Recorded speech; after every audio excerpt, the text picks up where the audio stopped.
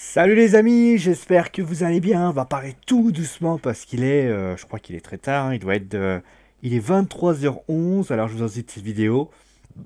J'ai vraiment pris le temps, voilà, de bien analyser, bien surveiller ce match. C'est bien évidemment la Foot Zone qui est désormais ouverte. Alors la Foot Zone qui va traiter deux sujets ce soir. On va parler bien évidemment du match que vous avez eu lieu, donc entre Lille et Marseille. Et puis on va aussi parler d'un autre événement. C'est aussi la crise, voilà, on va dire le mot, la crise monégasque. On va essayer d'analyser pourquoi l'AS Monaco est dans cette situation. Donc ça va être un double sujet ce soir sur la Foot Zone. Voilà, on est un peu généreux. Je précise d'ailleurs que la semaine prochaine, il y aura un Foot Zone qui aura lieu pour la Ligue des Champions. On va sans doute essayer de regarder un peu tout ça. On va sans doute essayer de regarder tout ça, voir quel match va être donné parce que voilà, c'est des matchs avec des horaires différents devant le Paris Saint-Germain. Donc il y aura sans doute Monaco et Lyon. Donc on va vraiment regarder tout ça et les analyser. Bon, en tout cas, on va bien sûr parler de ce match. Déjà, on va applaudir cette belle équipe du LOSC qui a offert une très belle prestation. Il faut le dire. Honnêtement, 3-0, hein, clairement, ça a été un match. C'est un peu faire une injure, mais c'est vrai que Marseille n'a pas réellement su faire ce qu'il fallait pour gagner ce match. Ah, je vais pas dire une catastrophe parce que c'est quand même assez méchant, mais tu vois quand même que Marseille, quand il leur manque des joueurs, et c'est une réalité, eh bien malheureusement ça n'est pas possible. On ne peut pas réussir. C'est un petit peu la leçon, on va dire, de ce match. C'est qu'il y avait pas mal de blessés du côté de l'Olympique de Marseille. Des blessés qui malheureusement ont eu de graves conséquences. On les a vus à ce moment-là, avec notamment des blessés, des joueurs, je crois qu'il y avait toute la défense centrale marseillaise qui était absent. C'est compliqué quand on s'appelle, voilà, c'est extrêmement difficile et c'est une réalité par rapport à ça. Bon, en tout cas, du côté de, on va bien sûr faire la prestation globale après. Pour l'instant, on va parler bien sûr du résumé du match, avec donc tout d'abord, tout simplement une première mi-temps, hein, qui a été assez mitigée. Les gens, voilà, c'était vraiment, on était sous un round qu'on appelle d'observation. Les deux équipes essayaient quand même de ne pas prendre de but. C'était agréable quand même, avec de l'intensité, etc., etc. Mais avec une domination lilloise. Mais qu'on soit clair là-dessus, ça n'a pas été, voilà, ça n'a pas été un énorme match. Euh, voilà, c'était difficile. Et puis, une deuxième mi-temps totalement différente de la part des Lillois qui ont tout de suite pris le jeu à leur compte. Et ça s'est tout de suite confirmé avec notamment ce premier but qui a été marqué sur penalty. Tout simplement passe en profondeur pour Luis. Et tout simplement, alors je crois que c'est un peu des deux, hein. C'est à la fois Mandanda et Gustavo qui sont les ensemble. Ils provoquent le penalty. Nicolas Pepe à ce moment-là prend et le transforme. Donc déjà premier but des Lillois. Clair, facile. Alors plutôt c'est Mandanda, hein, clairement. Le deuxième but va arriver. Alors certes Marseille va y avoir un petit sursaut. On voit notamment une action de Thauvin. Quelques occasions qui sont très intéressantes. Mais malheureusement le deuxième but va avoir lieu. Encore un penalty. Et voilà, ça c'est par contre c'est Luis Gustavo sur un tacle. Et bien tout simplement il va prendre la jambe du joueur et malheureusement de Nicolas Pepe, encore lui. Et à ce moment-là, eh bien, vous l'avez compris, but de Jonathan Bamba qui marquera donc le tout deuxième but lillois. Il marquera même un triplé. Ça sera à la 89e minute. On est sur le côté gauche. Ballot Touré qui prend de vitesse Bounassar qui a d'ailleurs qui a fait l'erreur, notamment qui a fait une perte de balle lors du deuxième but. Passe parfaite pour Jonathan Bamba qui marque dans le but vide. C'était simple, net et sans bavure. Donc voilà, 3-0 pour Marseille. On va quand même analyser, bien évidemment, on va commencer bien sûr par parler de cette équipe lilloise qui a offert une excellente prestation, il faut le dire. Moi, ce qui m'a surtout surpris, c'est l'impact offensif des quatre de devant, c'est-à-dire, alors Loïc Rémy un peu moins, mais Ikoné, Bamba et Pepe, c'est quand même un trio d'attaque assez incroyable. Honnêtement, c'est du très, enfin, gentil, mais c'est du haut niveau, clairement. Pepe et Bamba sur les côtés, ça pose énormément de problèmes. Moi, je crois que Sakai et Bounassar ont eu un max de problèmes. Et ça a dû les user. En plus, Ballo-Touré et Selic, c'est encore plus fort. Et puis, bah, Iconé, c'est au milieu, c'est voilà, ça joue sur la touche technique. Derrière, Zeka et Mendes, c'est énorme aussi au niveau de l'impact physique qu'il donne. Euh, Fonte, impressionnant. Clairement, on a vraiment une équipe qui, d'un point de vue tactique, d'un point de vue offensif, franchement, fait plaisir et qui n'a rien à envier à certaines équipes de Ligue 1. Franchement, c'était pas la grosse équipe, hein, c'est pas du Lyon, c'est pas tout ça, mais clairement, quand tu vois au niveau ce que peut proposer le LOSC dans ce match, tu te dis, eh ben, certaines équipes de Ligue 1 de haut niveau, par exemple Bordeaux, par exemple Saint-Étienne, par rapport à Lyon, même Lyon hein, pourrait être jaloux, même Marseille, hein, quand tu regardes l'équipe de Marseille, alors tu vas me dire oui, mais Marseille, ils ont Ocampos, ils ont quand même Payet, etc. Bon, il manquait Payet, mais voilà, au niveau de ce qu'ils produisent sur le terrain, honnêtement, ils n'ont rien à envier. Alors peut-être que les noms sont moins ronflants, mais Iconé rappelle un joueur formé au Paris Saint-Germain qui est en train de se faire une petite carrière et c'est comme ça commence à être un sacré truc et j'ai envie de dire, bah, pourvu que ça dure, hein, pourvu que ça dure en tout cas. C'est bien quand même du côté lillois, on rappelle que l'année dernière c'était très compliqué. Moi j'ai trouvé franchement il m'avait épaté, cette équipe a épaté et cela m'a vraiment bien montré. Allez, on va passer maintenant à l'Olympique de Marseille. L'Olympique de Marseille, bah. Alors, il y a des choses, on va quand même parler. Donc, il y avait, comme on l'a expliqué, des blessés hein, qui étaient proposés. On va les énoncer. Je vais vous les trouver. Alors, ils sont où les Marseillais? Voilà. Au niveau des Marseillais, donc déjà, on va quand même parler de l'arrivée donc, de Camara. Sertic, donc, par rapport au Croate donc, qui a été expulsé. On a ensuite Sertic qui retrouvait sa place de titulaire. On a Radonic qui faisait aussi la première titularisation. Dimitri Payet qui lui était sur le banc. Donc il y avait pas mal d'absents du côté de Marseille. Et Valère Germain qui a donc été du côté donc en pointe de l'attaque. Donc voilà un petit peu ce qui était proposé. Et bah, j'ai envie de dire que c'était... Alors première mi-temps, on a vu clairement que Marseille avait des grosses difficultés offensives. Ça s'est vu notamment dans la construction. Moi, j'ai trouvé une équipe de Marseille qui avait des énormes difficultés. Euh, Valère Germain, c'est là que tu vois quand même qu'il manque un réel neuf. J'ai rien contre Germain et Mitroglou, mais c'est pas les deux joueurs qui vont te révolutionner l'équipe marseillaise. Et je suis désolé hein, pour ces deux-là. Ils ont une carrière, voilà, c'est une carrière respectable, mais c'est pas, ils ont pas cette force offensive. Et quand un Thauvin, quand une équipe comme Florian Thauvin, comme d'autres équipes galèrent, et ben malheureusement, ça se ressent, c'est difficile, et cela, clairement, il leur manque le buteur qu'il faut. Alors, on sait tous que le buteur en question aurait dû s'appeler Mario Balotelli. Bon, après, on a vu ce qu'il a fait contre le Paris Saint-Germain, donc clairement.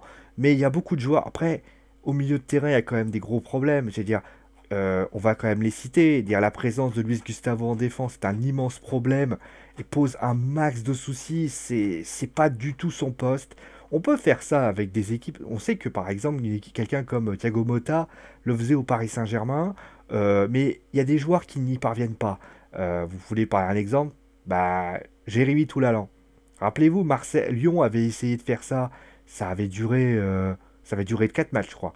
À un moment donné, il y a des joueurs, ils n'y parviennent pas. Et c'est ce qui s'est passé avec Luis Gustavo, qui, je pense, va très vite demander à jouer à son poste actuel, parce que là, ils sont en train de le cramer, hein. Ils sont en train de le cramer, et c'est dommage, parce que je pense que du côté du Paris Saint-Germain, c'est peut-être la solution, et moi, je pense même que c'est comme ça que les choses doivent être faites, parce que là, c'est quand même assez chaud, quoi, quand même. Voilà, il manquait Amavi, Rolando, Kaletakar, Rami, Sanson, NJ. Il y a énormément de monde et forcément, voilà, c'était compliqué. Mais voilà, au niveau offensif, par contre, là où je suis un peu dur avec Marseille, alors peut-être défensivement c'était difficile, on sait tous pourquoi, mais même, je vais te dire, pourquoi tu mets un Luis Gustavo en milieu de terrain? Pourquoi tu essaies pas de le mettre? À la limite, mets Abdenour. Je veux dire, c'est peut-être pas le joueur qui va te réussir à faire quelque chose, mais à la limite, tu mets une charnière Abdenour-Camara, ça sera peut-être le moyen de le relancer aussi, Abdenour, parce qu'Abdenour a peut-être besoin de temps de jeu. Je veux dire, j'ai l'impression que Rudy Garcia, il est dans une optique de réflexion qui m'étonne un peu, c'est que je me dis, mais ah ouais, quand même, ah ouais, quand même, il y a peut-être des choses qui m'ont un peu surpris, notamment, vous avez peut-être remarqué, tous les ballons en profondeur, Gustavo, il était à la fraise. C'est quand même une indication qui est quand même assez révélatrice quand même du mal marseillais, pour ainsi dire. Bon, en tout cas, selon moi, c'est pas non plus... Voilà, il y a eu une réaction. On sait tous que Marseille, de toute façon, a besoin, a un vrai problème défensif aujourd'hui. On le voit, et il va falloir se réveiller par rapport à ça. Mais l'aspect défensif, il va falloir se réveiller parce que là, c'était inexistant ce qui a été proposé par Marseille. C'est pas à la hauteur d'une grande équipe qui joue qui a été finaliste de l'Europa League. Alors certes, je vais me faire taper par les Marseillais. Strootman est intéressant, mais pour moi, quand tu perds, alors certes, tu perds quasiment toute la charnière défensive. Je veux dire, c'est quand même un coup dur, mais ça manque quand même. Ouais, il manque des choses, voilà, clairement du côté de Marseille. Voilà un petit peu ce qu'on avait à dire sur la prestation globale. On va passer maintenant au top et au flop. On va commencer avec les tops. Ah, bien évidemment. Alors, vous avez vu la photo? Bah, regardez, il y en a déjà un que vous allez voir. On va commencer avec le premier. Alors, j'ai voulu le récompenser par rapport à parce que, faut le dire, il y a des joueurs qui sont étonnants. Et c'est lui. Thiago Mendes. Thiago Mendes, au milieu de terrain, il a... Alors, je sais, on va dire clairement, hein, Iconé aurait pu y être, Ballo-Touré aurait pu y être. Il y a énormément de Lillois qui auraient pu y être, hein, qu'on soit clair là-dessus. C'est un choix de riche. C'est un choix de riche, mais j'ai trouvé que Thiago Mendes, d'un point de vue euh, au niveau de l'impact physique, d'un point de vue de ce qu'il a donné, il a quand même remporté la moitié de ses duels. C'est quand même assez étonnant. Il a perdu 4 ballons alors qu'il a récupéré 82 ballons. C'est incroyable. Je veux dire, je vous prenez par exemple juste Strootman. Strootman, il a récupéré 75 ballons, il a perdu 4. Mais vous prenez celui qui est juste à côté, c'est Sertic. Sertic a récupéré 59 ballons, il en a perdu un, c'est clair, mais ça joue petit bras. Mais quand tu vois la différence avec Zeka et Thiago Mendes, mais tu te dis, mais putain, les deux, c'était très solide dans les duels, dans l'impact. Et j'ai envie de le mettre parce que clairement, c'est ce qui a fait la différence dans cette équipe marseillaise. Ensuite, on a eu, je vais mettre le deuxième, c'est bah, Jonathan Bamba, bah, forcément doublé. Alors, on va commencer par ça, hein, un doublé avec notamment le troisième but. Beaucoup d'impact offensif, beaucoup d'accélération. Alors, franchement, Bounassar, il a passé son temps à courir derrière lui. Alors, à un moment donné, en première mi-temps, c'était compliqué déjà. Alors, en deuxième mi-temps, il a pris l'eau. Mais clairement, ça a été, franchement, Jonathan Bamba, moi, j'ai trouvé très intéressant, honnêtement. Franchement, moi, il m'a épaté. Honnêtement, il m'a épaté. Moi, je pense qu'il peut être un détonateur. Après, la question que moi, j'ai envie de poser, notamment, c'est quand tu as un joueur comme ça, quand tu as un joueur aussi talentueux que Bamba, que Touré, que tout ça, est-ce qu'ils peuvent faire la passe de 2 saisons? Ça, c'est la grande question, parce que si Pépé l'année prochaine n'y arrive pas, ça peut vite devenir un problème. Donc, je pense que les clubs étrangers vont commencer à se renseigner du côté. Parce que le numéro un, bah, c'est Nicolas Pépé. C'est Nicolas Pépé, et j'ai envie de te vous dire, celui qui dit non, c'est pas sûr, mais j'espère que vous n'avez pas vu le même match que moi. Il a été, mais sur les 3 buts, il est là. Il a un impact sur les 2 pénaltys. Au niveau de la présence, il est impressionnant. Saka, il a vécu la misère. Franchement, Radonic, c'était compliqué pour lui. Bah voilà, c'est le numéro un. C'est quelqu'un qui a une capacité énorme. Et bravo à lui, homme du match. Voilà, tout simplement. On va passer à la suite avec donc les flops. Au niveau des flops, on a le numéro 3, bah, Radonic. Alors j'en peux mettre Tovin, hein, clairement. Mais Radonic, parce que, on va pas se mentir, hein, Radonic, c'est... Alors, il grimace, bah, il grimaçait pendant le match, parce qu'il a rien fait. Bon, on va pas se mentir, hein, il a absolument rien fait. À part quelques petites frappes, il a rien fait du tout. Hein, clairement, inexistant sur le côté droit. Voilà, pas grand chose à rajouter. Le deuxième, bah, c'est Bounassar. Hein. Vous prenez l'inverse que j'ai dit pour Bamba, bah, vous avez compris. En plus, c'est lui qui cause avec la perte de balle. Le deuxième but, Lillois. Hein, donc voilà, ça fait beaucoup de choses à donner.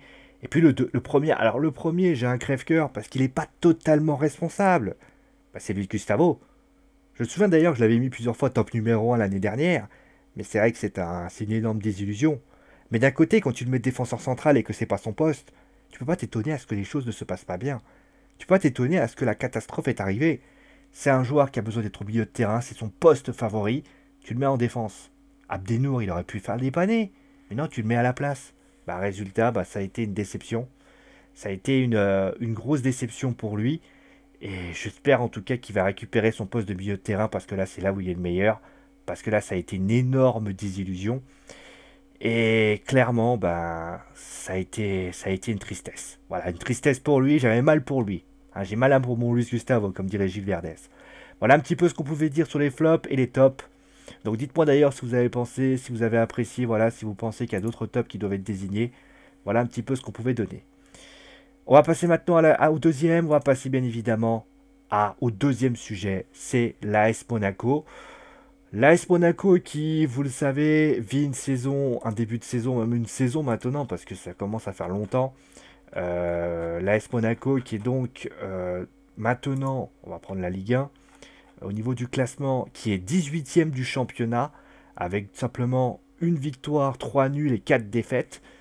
C'est une énorme désillusion, encore une énième défaite contre Saint-Étienne 2-0. Qu'est-ce qui se passe à Monaco? Qu'est-ce qui se passe? Pourquoi Monaco, cette année, ça ne se passe pas comme il veut? J'ai pris cette photo de Jardim qui est quand même assez révélatrice. C'est parce que, je vais l'expliquer par une phrase. Le changement. Enfin, un mot, changement. C'est-à-dire que on a du côté de Monaco une politique qui est une politique de renouvellement par rapport un peu à la portugaise. On prend des joueurs, on les fait évoluer, on les vend. Et on reprend des joueurs, on les fait évoluer et on les vend. Et puis, eh ben, dans cette optique-là, on peut imaginer que ça fonctionne parfois. On l'a vu durant des années, ça a fonctionné. Monaco réussissait toujours à s'en sortir. Ça a été difficile quelquefois, mais on l'a vu l'année dernière, l'arrivée, l'absence de Mbappé, l'absence de, par exemple, d'autres joueurs du côté de Monaco avait été compensée. Mais cette année, c'est plus compliqué. Parce que tu as perdu déjà Fabinho, qui était quand même un des joueurs, quand même cadre de l'équipe. Ben, Silva l'année dernière, j'avais oublié. Tu perds également Thomas Lemar, qui malgré qu'il ait fait une saison mitigée, restait quand même un des chaînons importants de l'équipe. Et tu te retrouves avec, finalement, je veux dire, prenez l'équipe, la première équipe qui était demi-finaliste de la Ligue des Champions. Et citez-moi ceux qui restent. Il n'y en a plus. À part Falcao et Subasic, il n'y en a plus. La deuxième session, il reste quasiment plus personne. Il reste quoi? Glick, bon Falcao et Subasic, mais sinon, et le truc c'est que en plus de ça, tu as plein de blessés. Je veux dire, à l'AS Monaco, je vais encore chercher le groupe de l'ASM pour Marseille. Pour Marseille. Je vais vous trouver le groupe. Alors attendez. Donc il y a eu le retour de Djibril Sidibé.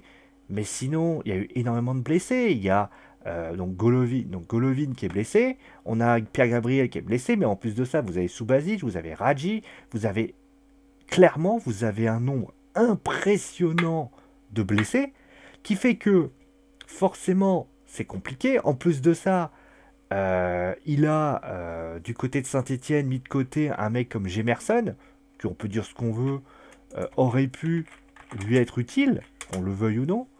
Et c'est quand même c'est quand même étonnant. Le gars, il n'a pas voulu convoquer certains.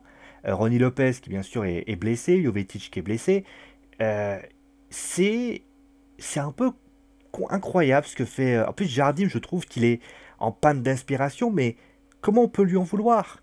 Tu prends les joueurs à chaque fois qui. Il faut dire la vérité. Déjà, tu as un nombre de blessés qui est impressionnant. En plus de ça, tu perds tes meilleurs joueurs chaque saison. Le point mercato du Monaco, c'est des pertes. Alors, certes, on va pas se mentir, ils réussissent toujours à se sortir de situations assez incroyables. Mais tu ne peux pas. Alors, je vais vous donner le tableau des transferts de Monaco. Ils ont perdu alors Fabinho, Joao Moutinho, Jorge, qui a été prêté par Porto. Non, ça c'est celui d'il y a trop de balles. C'est celui que tu me donnes pour 2000. Bon, ah, si, 2018-2019. Non, c'est 2019-2018 que je te veux, trou de balle. Il y a Fabinho, il y a plein de joueurs qui sont partis. Tu ne peux pas, je suis désolé, alors après on va encore me dire oui, mais voilà, tu ne peux pas toujours réussir à ce que ça fonctionne éternellement. À un moment donné, parce que les choix, parce que il faut comprendre une chose. Quand tu recrutes, quand tu recrutes, euh, quand tu recrutes des joueurs, il faut que t'aies le nez creux. Voilà, vous comprenez. Mais si, à un moment donné, tes joueurs, le nez creux, tu l'as pas. Admettons, parce que bah, malheureusement, ça ne se passe pas bien. Bah, ce qui va se passer, c'est que tu vas galérer. Tu vas galérer. Tu vas galérer, tu vas galérer, tu vas galérer. Ah si, le Médus, c'est bon. C'est Mbappé, oui, c'est vrai qu'il avait été prêté. Euh, tu vas galérer, tu vas galérer. Voilà. Lemar, Fabinho, Rachid Ghezal, qui est parti à Leicester, qui aurait pu servir. Diakabi. Vous voyez, Diakabi, le mec, il était arrivé à Monaco. Le gars, il a fait un nombre de matchs. Tu te dis qu'il va peut-être réessayer de s'imposer l'année prochaine. Bon, tu le vends. Alors certes, c'est alléchant parce que forcément, il coûte un peu cher. Diakabi, ils l'ont vendu 10 millions. Mais tu peux pas sans arrêt. Mais voilà, tu vends tous tes joueurs. Alors tu vas récupérer d'autres joueurs, Golovin, Aoulou et tout ça. Mais ces joueurs-là, ils arrivent dans un club, certes qui est fort, mais qui manque de... il faut aussi qu'ils s'imposent. Et le problème, c'est que plus tu fais ton renouvellement, si un jour tu essaies de faire un renouvellement, et qu'à un moment donné, ce renouvellement, il n'est pas à la hauteur, ou qu'il y a en plus de ça, en plus des blessés, et ben ça te donne ce qui se passe aujourd'hui. Jardim, il se retrouve avec un groupe qui est amputé des meilleurs joueurs de l'année dernière. Je veux dire, juste, je vous le répète, regardez juste, prenez l'effectif de la première Ligue des Champions demi-finale, il n'y a peu que Falcao. Et Falcao, forcément, il est embringué dedans. Moi, je me pose une question, c'est... Alors, je pense pas que Monaco va descendre, hein, attention, calmez-vous un peu. Mais je me dis qu'à un moment donné, est-ce que Jardim, il s'est pas dit dans sa tête, j'en ai marre. J'en ai marre parce que moi, à un moment donné, vous me donnez... Alors certes, après, il le sait, vous me donnez une équipe, mais après, bah moi, je suis obligé de faire par rapport... Non, donnez-moi l'équipe, et ok, vous voulez vendre qui vous voulez, mais à un moment donné, c'est peut-être à lui aussi de taper du poing sur la table et de dire à un moment donné, vous m'emmerdez tous. Je veux dire, c'est moi qui joue ma place dans cette histoire. C'est pas vous. Vous êtes bien, vous profitez de la vie. Moi, je profite pas. Si vous avez envie de me virer, voilà. Alors, ils ne le viront pas parce que quand tu vois ce que fait Jardim depuis des années, mais il y a un vrai problème de... Moi, j'avais fustigé le Paris Saint-Germain sur le fait que, clairement, il y a un vrai problème d'identité dans le sens où tu as pas vraiment de projet. Mais ce projet est en train de... Enfin, il n'y a pas de projet, mais il y a les joueurs. Et les joueurs, finalement, Thomas Tuchel réussit quand même à faire que cette équipe joue bien. On a vu contre Nice. Alors peut-être ça va revenir avant, on sait pas vrai. Monaco, c'est pas pareil. Monaco, leur équipe aujourd'hui, elle est bancale parce qu'ils manquent plein de joueurs.